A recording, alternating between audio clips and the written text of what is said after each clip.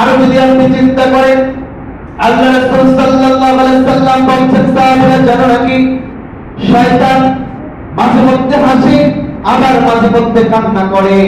ইবলিস শয়তান মাঝে মাঝে হাসে আবার মাঝে মাঝে কান্না করে। কখন কান্না করে কখন হাসে?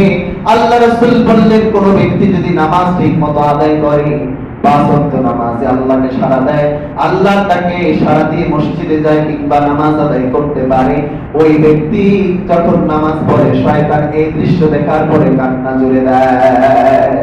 কিন্তু যে ব্যক্তি নামাজ পড়ে না, নামাজ পড়তে যায় না, নামাজের বিষয়ে তার কোনো ধার ধারে না, ওই ব্যক্তি যখন নামাজে না যায় শয়তান তখন হাসাহাসি করে।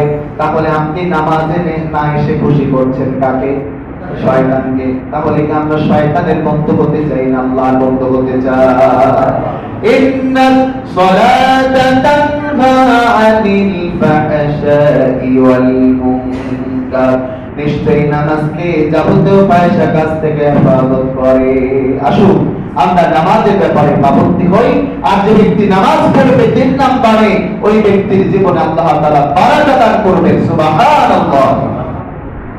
এরপর আল্লাহ